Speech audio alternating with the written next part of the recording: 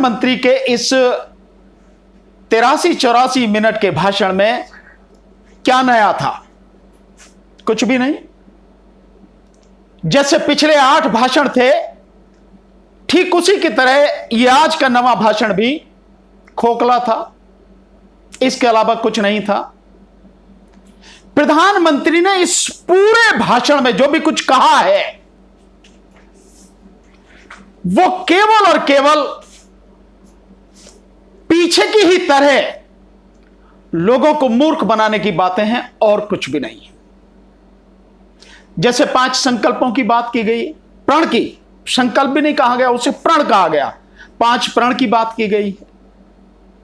इन 5 प्रणों में जो एक बात कही गई है, भारत की विरासत, उसका सम्मान किया जाए। भारत की विरासत आजादी के बाद से, जब देश में संविधान लागू हुआ, तो जो भी धर्म के लोग यहां पर रह रहे हैं, वो पूरी आजादी के साथ, सद्भाव के साथ, भाईचारे के साथ रहें। ये विरासत है हमारी। इस विरासत को इस मोदी सरकार ने तार तार करने की कोशिश की है। तो झूठ है जो कह रहे हैं, कहनी और कथनी में अंतर है। एक और भी 5 है, लेकिन मैं एक और बताऊंगा, फिर उसके बाद आप मेरे से सवाल पूछें। एक और प्रण कहा गया है, और वो प्रण ये है कि जो नागरिक हैं, उनके जो कर्तव्य हैं, उनको याद दिलाया गया है। तो ये कैसा प्रण है भाई? और अगर भारतीय संविधान को आप देखें, तो भारतीय संविधान के जो 4था अध्याय है, पार्ट 4 है, उस 4थे अध्याय में ये अनुच्छेद 51A के तहत ये आते हैं, नागरिकों के कर्तव्य। हालांकि प्रधानमंत्री ने पढ़े नहीं है, मैं पूरी अच्छी तरह से जानता हूं। अगर वो पढ़ते और पढ़ भी लिए हो, तो झूठ बोलने में तो उनका कोई मुकाबला है ही नहीं। अगर वो पढ़ लेते, तो निश्चित रूप से नागरिकों के कर्तव्य कहने से पहले सरकार के जो कर्तव्य हैं, उसकी जो जिम्मेदारी है, जो भाग 4 में ही दिए गए हैं, और जिसके विशेष रूप से अनुच्छेद में बताता हूं, अनुच्छेद 38, अनुच्छेद 39 यानी 39, अनुच्छेद 41 यानी 41, अनुच्छेद 43 यानी 43 और अनुच्छेद 47। अगर ये ध्यान होते, तो मैं समझता हूं कर्तव्य पर जाने से पहले प्रधानमंत्री इस बात का विश्वास दिलाते कि उन्होंने जो उनके कर्तव्य, सरकार की जो जिम्मेदारी है, उन्हें पूरा किया, लेकिन नहीं किया। लेकिन प्रधानमंत्री मोदी जी जो है, आज एक नया नारे के साथ जो है फिर से जो है भाषण दिया उन्होंने। जैसे कहा जाता है कि जय जवान, जय किसान, और फिर उसके बाद जय विज्ञान को जोड़ा गया था अटल बिहारी वाजपेयी जी के द्वारा। अब प्रधानमंत्री मोदी जी ने एक नया नारा जोड़ दिया है, जय अनुसंधान। उसको लेकर के अब आपके मन में क्या? देखिए, जहां तक जय जवान और जय किसान की है, तो जवानों की तबाही मोदी जी ने अपने हाथ से की है, और किस तरह से जवानों का अपमान लगातार किया जा रहा है, इसे कोई बताने की जरूरत नहीं है, पर फिर भी मैं बताता हूं। इस देश में जो जवानों की स्थिति है, वो किसी से छुपी नहीं है। यहां तक कि बीजेपी ने जवानों की हत्या करवाने में भी कोई कसर छोड़ी नहीं है। पुलवामा भूले नहीं होंगे, कोई भूला नहीं होगा पुलवामा, जिसमें 44 जवान शहीद हुए। आज तक जवाब नहीं, जवाब मिलेगा भी नहीं। उसके बाद में जो गलवान घाटी में जो 20 हमारे जवान शहीद हुए, उसे भी कोई भूलेगा नहीं। दूसरी बात, जो OROP है, यानी 1 रैंक 1 पेंशन, जिसके लिए आज तक लगातार आंदोलन चल रहा है। जंतर मंतर पर जाइए, आज भी 2 बजे के बाद वो सैनिक है, भूतपूर्व सैनिक वहां पे आंदोलन करने के लिए आते हैं, तो वो किससे है? जय जवान और जय किसान। तो जवानों का बेड़ा गर्क। और कृषि कानून लेके आए, और कृषि कानून के अलावा जब संघर्ष हुआ तो वो कृषि कानून वापस हुए। उसके अलावा किसानों की जो बदतर हालत कर दी है, महंगा खाद, महंगे पेस्टिसाइड, महंगा बीज, और कोई सुविधा किसानों को नहीं। बिजली भी कई गुना कर दी गई है। तो जय जवान और जय किसान का, किसानों को भी मार दिया, जवानों को भी मार दिया।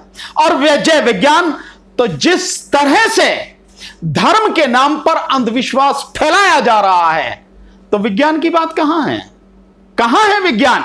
कहीं भी नहीं है। और रही अनुसंधान, जिसमें अनुसंधान जोड़ा गया, तो जिस अनुसंधान की बात कर रहे हो, भारत सरकार, वर्तमान भारत सरकार 1% से भी कम अपनी जीडीपी का उस रिसर्च के लिए पैसा खर्च करती है। और वो भी कितना मिलता, कितना पहुंचता है, वो भी आप सबको मालूम है। तो रिसर्च कहां हो रही है? बल्कि रिसर्च के सारे रास्ते बंद किए जा रहे हैं।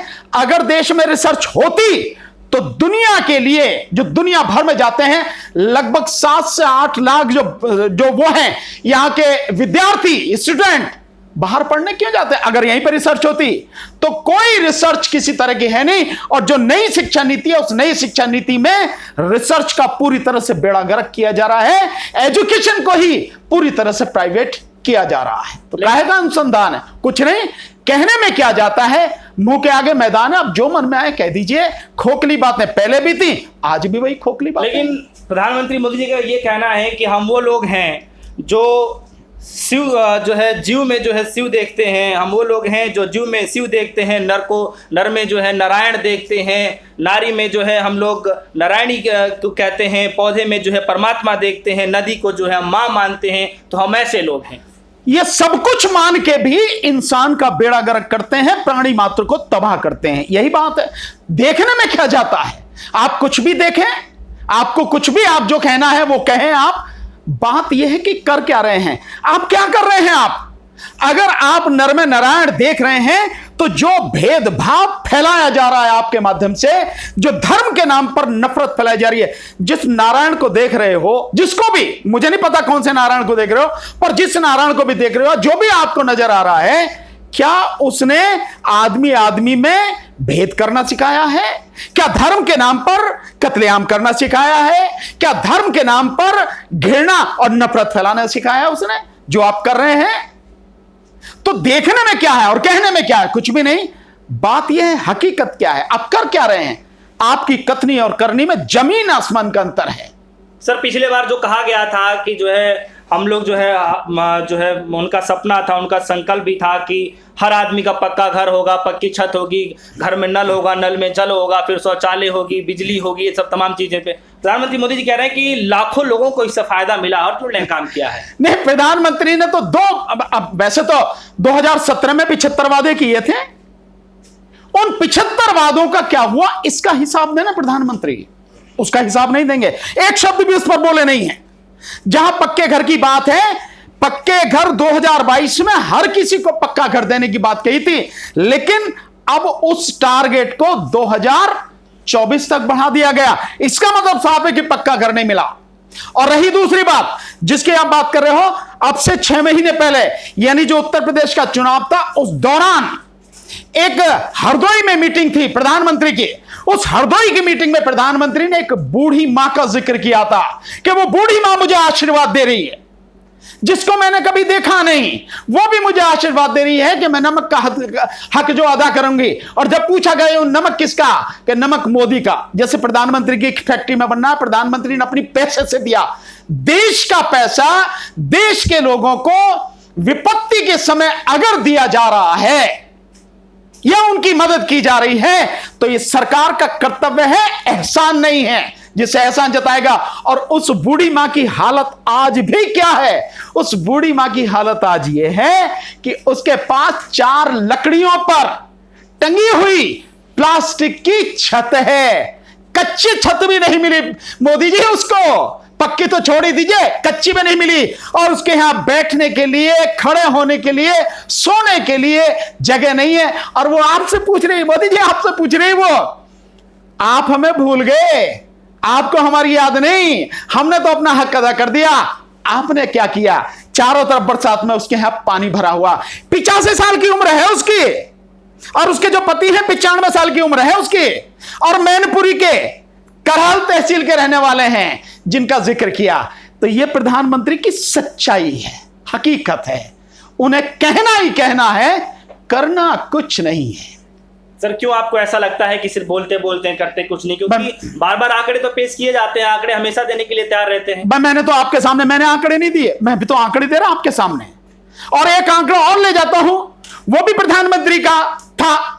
जिस समय सूर्या समाचार में जो पुण्य प्रसून वाजपेयी जी काम करते थे, जब प्रधानमंत्री ने दुगनी हो गई आय, उसकी एक नौटंकी करी थी, तो जिस महिला को कहा गया था और जिस महिला की बात बताई गई थी, उसमें दिखाया गया था वीडियो में कि उसकी आय दुगनी हो गई। क्या आपकी आय दुगनी हो गई? हां, हो गई। और जब पुण्य प्रसून वाजपेयी जी ने पूरी टीम भेजकर सच्चाई का पता लगाया, तो कहा गया हमें तो कहा गया था कि ऐसे कहना, नहीं तो ये होगा। ये सारी कहानी। तो आप जो बात कह रहे हैं वो बात ये है सच्चाई कि प्रधानमंत्री केवल बोलते हैं। अभी आपको बता रहा हूं, अभी 2 उदाहरण और दे रहा हूं, इनको जरूर आप दिखाएं। एक कल का उदाहरण है, एक बच्ची 12 साल की लैट्रिन करने गई, उसको उठा लिया गया, रेप किया गया, उसको मार दिया गया। और उसकी बहन से जब पूछा तो उसने बहन ने कहा कि मुझे अगर टॉयलेट होता मेरे यहां पर तो मेरी बहन जिंदा होती। दिए सबको टॉयलेट, प्रधानमंत्री ने दिए। और यह तो केवल एक उदाहरण है, ऐसे लाखों उदाहरण होंगे जहां कुछ भी नहीं है। और वैसे भी प्रधानमंत्री की 164 जो योजना है जिनकी घोषणा करी, उन सभी में मुश्किल से 15 से 20% काम हुआ, काम ही नहीं हुआ। और इसीलिए आज की तारीख में घोषणा। एक और उदाहरण बता रहा हूं, और बड़ा जघन्य अपराध, आजादी की 75वीं सालगिरह मना रहे हैं हम।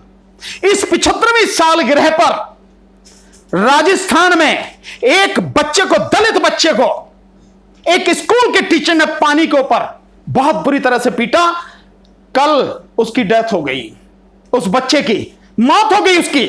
यानी पानी पीने के लिए आप जाति के नाम पर, उदयपुर से आगे वो जगह है जहां पर उसको पीटा गया, पानी के लिए भी आप जाति के नाम पर आज की तारीख में दलित समाज के लोगों को मारा जा रहा है। प्रधानमंत्री के मुंह से एक शब्द इस बात के लिए नहीं निकला। किस प्रधानमंत्री की बात कर रहे हो? लेकिन चौथा प्रण आज उन्होंने लिया है, एकता और एकजुटता की। 130 करोड़ जो लोग हैं वो मतलब एकजुट होने की बातचीत कर रहे थे प्रधानमंत्री मोदी जी, वहां से भाषण देगा। चौथा प्रण भी यही है कि कोई पराया नहीं, कोई अपना नहीं, सब एकजुटता की बात। हाँ, कोई पराया नहीं है, सब अपने ही हैं। लेकिन मैं जितना भी कुछ दूंगा अपने उन यारों को ही दूंगा, हम दो और हमारे दो वाले। यानी एक व्यक्ति की प्रॉपर्टी आज की तारीख में 2014 में जो 8-10 हजार करोड़ के लगभग थी, आज की तारीख में 8 लाख करोड़ पार कर गई। यह है कि हम सब एक हैं। मतलब एक, आप सबको मूर्ख बनाते रहिए, सबको एक करने की बात कीजिए, लेकिन जो भी कुछ करना है सिर्फ और सिर्फ अपनों के लिए करना। क्रोनी कैपिटलिज्म जो है, यानी अपने यार जो पूंजीपति हैं सब कुछ उनके लिए करना।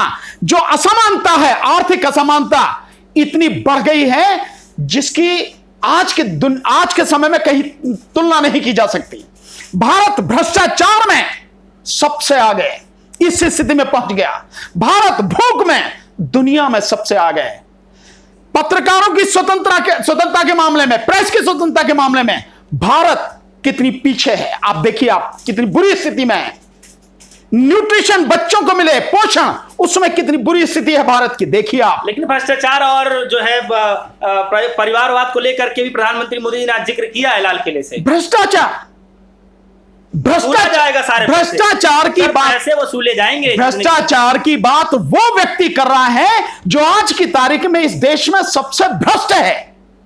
भारत के अब तक के सभी प्रधानमंत्रियों में सबसे भ्रष्ट प्रधानमंत्री जो है वो भ्रष्टाचार खत्म करने की बात कर रहा है। मैं 2 चीज बताता हूं, पता लग जाएगी ईमानदारी और कितनी है।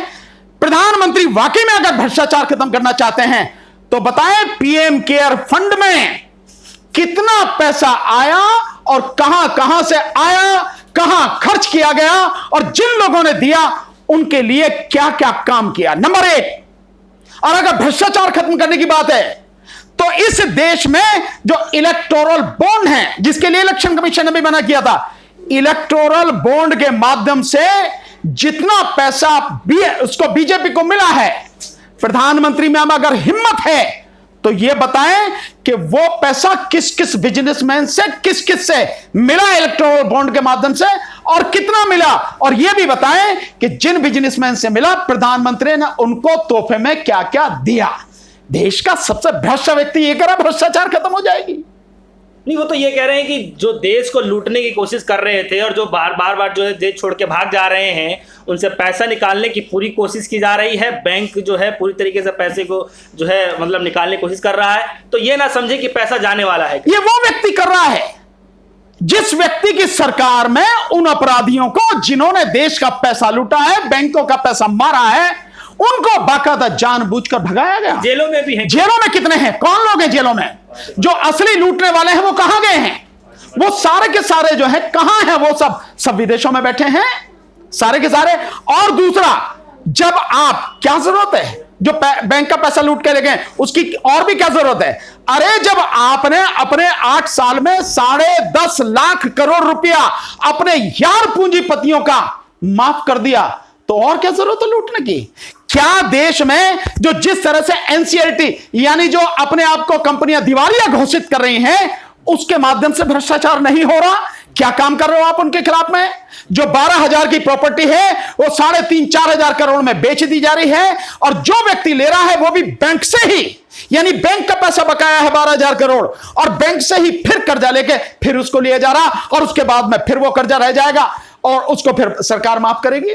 क्या है? कौन से भ्रष्टाचार की बात कर रहे हैं? आकंठ डूबी है ऊपर से लेकर नीचे तक, पूरी तरह से भ्रष्टाचार में सराबोर है मोदी सरकार और खुद प्रधानमंत्री। लेकिन सर इस चीज़ों को नकारा नहीं जा सकता है और इस बात का बार बार जिक्र भी किया जाता है। प्रधानमंत्री मोदी जी आज भी जो है लाल किले से भाषण देते हुए नारियों के लिए जब वो बोल रहे थे तो काफ़ी ज़्यादा भावुक हो गए थे। किस तरीके से अपमानजनक शब्दों का इस्तेमाल किया जाता है और तमाम तरीके से प्रधानमंत्री मोदी जी आज ही भावुक हुए, नारी शब्द का उपयोग करते हुए। कैसे देख रहे हैं सर? ये वो व्यक्ति बोल रहा है जो नारियों का अपमान करने में जिसने कभी कसर नहीं छोड़ी। आप भूले तो नहीं होंगे पश्चिम बंगाल के चुनाव, जिसमें ममता दीदी को यह कहा गया, दीदी ओ दीदी, जिस तरह से उनकी खिल्ली उड़ाई गई, मजाक किया गया। और आप भूले नहीं होंगे, देश भूला नहीं होगा उस शब्द को भी जो अभी भी दिखाया जा रहा लगातार, जो कहा गया था, कांग्रेस की वो कौन सी विधवा है, कांग्रेस की वो कौन सी विधवा है जो आज तक पेंशन ले रही है। क्या है ये? नारी के सम्मान सूचक शब्द है ये। और आप नारी के सम्मान की बात कर रहे हो।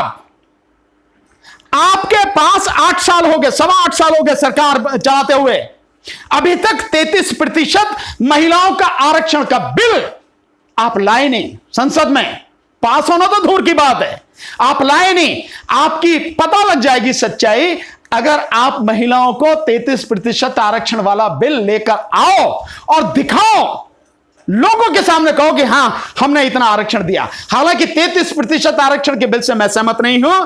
अगर आरक्षण होना चाहिए महिलाओं का तो आधी आबादी है वो 50% ही होना चाहिए, उससे कम नहीं होना चाहिए अगर न्याय की बात है तो। लेकिन कहीं कुछ नहीं है।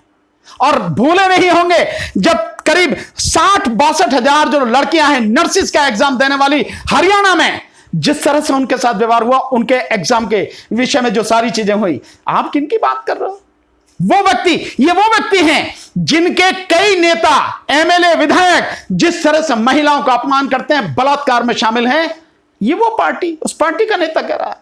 और जिसमें सारे अपराधी, जिन अपराधियों को कहीं जगह नहीं है, वो अपराधी अपने आप को बचाने के लिए बीजेपी में शामिल हो जाते हैं और बीजेपी उन्हें गले लगा के अपराध करने के लिए छोड़ देती है। मस्त रहो, अब तुम बीजेपी में आ गए, तुम्हारा कुछ नहीं हो सकता।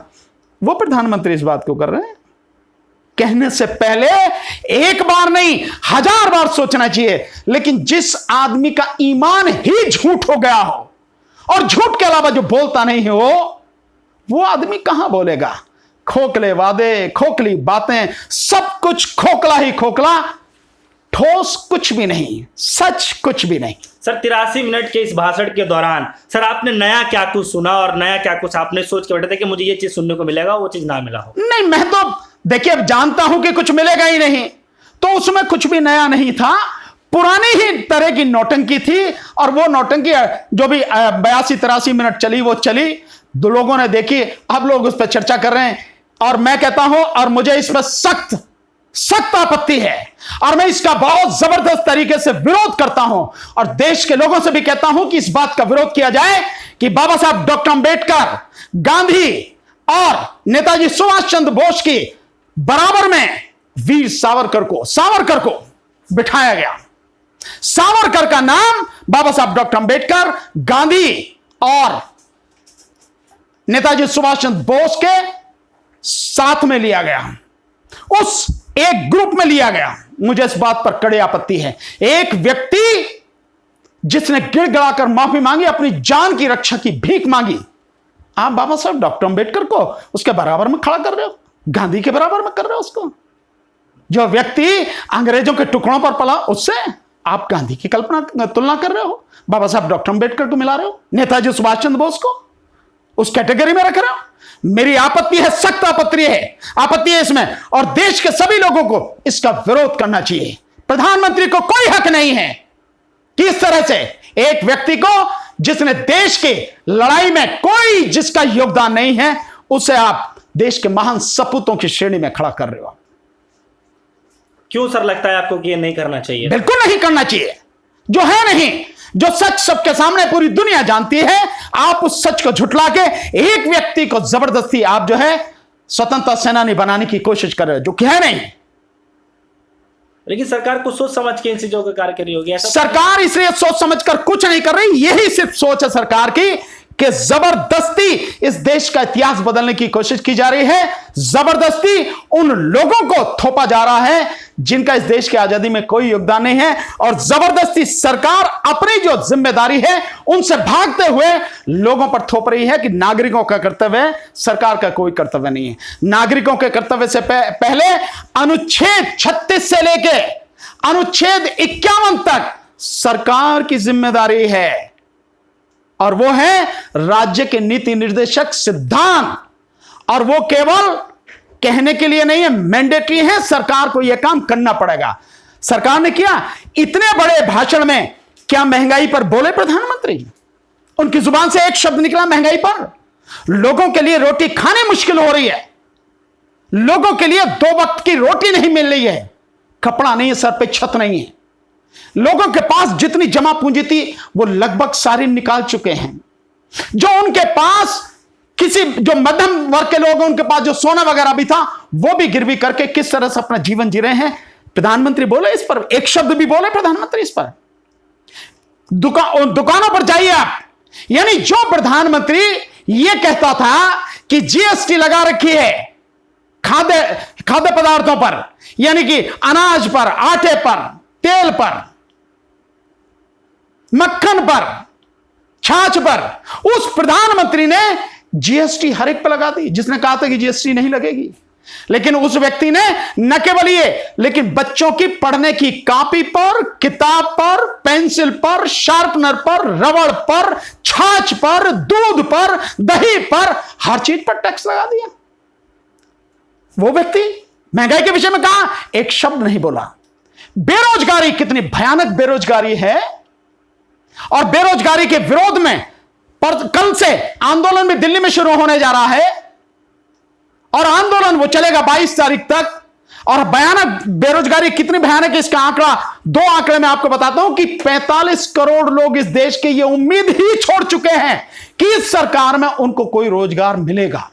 इसके अलावा सरकार का आंकड़ा आया है कि पिछले 8 साल में 22 करोड़ लोगों ने सरकार से नौकरी मांगी, लेकिन मात्र 7,22,000 लोगों को नौकरी दी। वो प्रधानमंत्री जो 2 करोड़ नौकरी हर साल देने का वादा करता था, वो प्रधानमंत्री जो इस देश को डिजिटल इंडिया बनाने की बात करता था, वो प्रधानमंत्री जो इस देश में 100 स्मार्ट सिटी बनाने की बात करता था, वो इस प्रधानमंत्री जो किसानों की आय दुगनी करने की बात करता था, वो प्रधानमंत्री जो इस देश में महिलाओं की स्थिति बेहतर करने की बात करता था, और 2022 तक सबको पक्का कर देने की बात करता था। एक शब्द बोला नहीं बोला।